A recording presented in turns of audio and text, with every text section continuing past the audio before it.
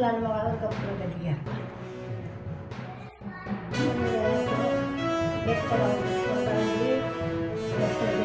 ಇಲ್ಲ ಚಕ್ರ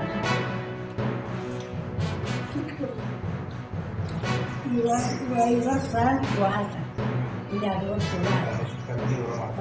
ನಮ್ಮ ಶಿವರಮಣ ಅಂತ ಅದ್ರ ಮೇಲೆ ಅವ್ರು ಶೋಕು ಮಾಡೋದು ಒಂದು 2 ವರ್ಷ ಆದ್ಮೇಲೆ ಶಿವರಾಮ ಅವ್ರು ಸಪೋರ್ಟ್ ಮಾಡ್ತಾನ ಮತ್ತು ಶಿವಕುಮಾರ ಬರ್ತಾನೆ ಚಕ್ಕ ಇಲ್ಲ ಗಪ್ಪನ ಗಟ್ಟಿಗೆ ಆಯ್ತು ಅವ್ರ ಮಕ್ಕಳು ಏನು ಗೊತ್ತಾಗುತ್ತಲ್ಲ ಇಲ್ಲ ಮಗ ಅದ ಮಕ್ಕ ಬರ್ತಾ ಅಂದು ಚಕ್ಕಲ್ಲ ಇಲ್ಲದ ಗಪ್ಪನ ಗಟ್ಟಿಗೆ ನಮ್ಮ ಶಿವರಾಮನ ಅವ್ರು ಸಪೋರ್ಟ್ ಮಾಡ್ತಾನ ಅವ್ರು ಕೊಡ್ತಾರೆ ನಮ್ಮ ಅಂದು ಬೆಳಗ್ಗೆ ಕೊಡ್ತಾಗ ಇಲ್ಲದ ಗಪ್ಪನ ಗಟ್ಟಿಗೆ ಇಲ್ಲ ಅವ್ರು ಸಿದ್ದರಾಮ ಅವ್ರು ಒಂದಾರ ಅವ್ರು ಬಿಟ್ಟು ಕೊಡ್ತಾನ ಸಿದ್ದರಾಮಯ್ಯ ಕೊಡ್ತಾನ ಅಂದು ಅವ್ರು ಬಿಟ್ಟು ಕೊಟ್ಟಿಲ್ಲ ಚೆಕ್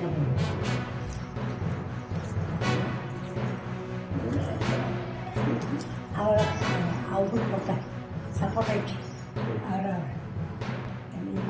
ಅವ್ರಿಗೆ ಹೊಂದಾಣಿಕೆ ಐತಿ ಅವ್ರೇನು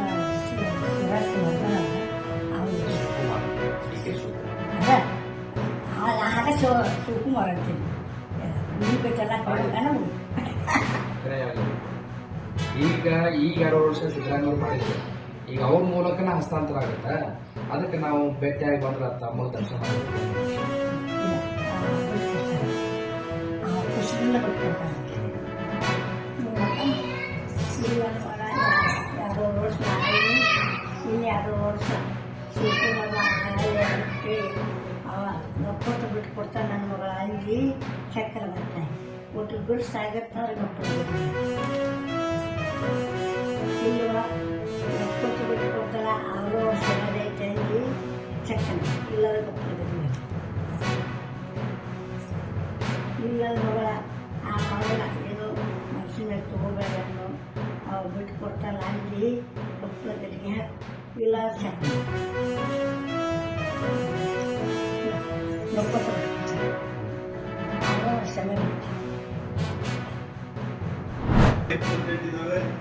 ಇವತ್ತು ನಾವು ದುಡ್ಡು ಖರ್ಚು ಮಾಡಬೇಕಂತ ಕೋಣೆಗಳು ಉದ್ಯೋಗಗಳಾಗಲ್ಲ ಖಾಲಿಗಳಿದ್ದಾವೆ ದುರುಪಯೋಗಗಳಾಗಲ್ಲ ಸರ್ಕಾರದಿಂದ ಹಣ ಖರ್ಚಾಯಿತು ಆದರೆ ನಾವು ಜನಪ್ರತಿನಿಧಿಗಳ ಜೊತೆಗೆ ಚರ್ಚೆ ಮಾಡಿದರೆ ಬಹುಶಃ ಗ್ರಾಮ ಪಂಚಾಯತ್ ಅಧ್ಯಕ್ಷರೊಂದಿಗೆ ಅಲ್ಲಿ ಸ್ಥಳೀಯರ ಜೊತೆಗೆ ಚರ್ಚೆ ಮಾಡಿಲ್ಲ ನಮ್ಮ ಶಿಕ್ಷಕರು ಮಾಡಲಿಲ್ಲ ಹೆಡ್ ಮಾಸ್ಟರ್ಗಳು ಮಾಡಲಿಲ್ಲ ಬಿಒಗಳು ಮಾಡಲಿಲ್ಲ ನಮಗೆ ಎಷ್ಟು ಬೇಕು ಅಂತ ನಮ್ಮ ಕಾರ್ಯಕರ್ತರು ಹೇಳಿದ್ರು ನಮ್ಮ ಪಂಚಾಯತ್ ಸದಸ್ಯರು ಹೇಳಿದ್ರು ನಾವು ಮಾಡಿಬಿಟ್ಟಿವಿ ದುಡ್ಡಂತವರು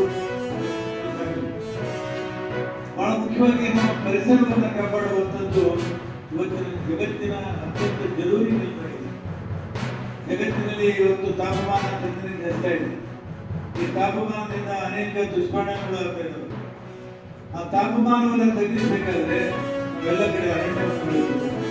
ಬಹುಶಃ ಅರಣ್ಯ ಬೆಳೆಸೋದು ಯಾವ ರಾಜಕಾರಣಿಗಳು ಕೂಡ ಮಾತಾಡೋದಿಲ್ಲ, ಅದ್ರ ಬಗ್ಗೆ ಚರ್ಚೆ ಮಾಡೋದಿಲ್ಲ, ವಿಧಾನಸಭೆಯಲ್ಲಿ ಚರ್ಚೆ ಆಗಲ್ಲ, ಮತ್ತೆ ಇಲ್ಲಿ ಕೂಡ ಚರ್ಚೆ ಆಗಲ್ಲ. ಅದೇ ಸಾಕಷ್ಟು ದುಡ್ಡು ಬರ್ತಾ ಇದೆ. ನರೇಗಾದಲ್ಲಿ ಈ ಅರಣ್ಯವನ್ನು ಬೆಳೆಸುವಂತ ಅವಕಾಶ ನಮಗಿದೆ. ಅರಣ್ಯ ಇಲಾಖೆದು ಕೂಡ ದುಡ್ಡು ಬರ್ತದೆ. ಅದರ ಕಡೆ ಯಾವ ಪಂಚಾಯತ್ ಕೊಡಲ್ಲ, ಕೊಡಲ್ಲ, ಯಾವ ಜನಪ್ರತಿನಿಧಿಗಳು ಅರಣ್ಯ ನಾವು ಬೆಳೆಸದೇ ಹೋಗಿದ್ರೆ ಮುಂದಿನ ದಿನಗಳಲ್ಲಿ ನಮಗೆ ಆಕ್ಸಿಜನ್ ಕೂಡ ಸಿಗುತ್ತದೆ. ಅಷ್ಟು ಗಂಭೀರವಾದಂತಹ ಸಮಸ್ಯೆ. ದೊಡ್ಡ ದೊಡ್ಡ ಪಟ್ಟಣಗಳಲ್ಲಿ ಮುಂಬೈ, ಕಲ್ಕತ್ತಾ, ದೆಹಲಿಯಲ್ಲಿ ಆಕ್ಸಿಜನ್ ಕ್ಲಿನಿಕ್ ಬಂದಿದ್ದಾವೆ. ನಮಗೆ ಆಕ್ಸಿಜನ್ ಕಡಿಮೆ ಆದ ತಕ್ಷಣ ಆಕ್ಸಿಜನ್ ಆಸ್ಪತ್ರೆಗೆ ಹೋಗಿ ಆಕ್ಸಿಜನ್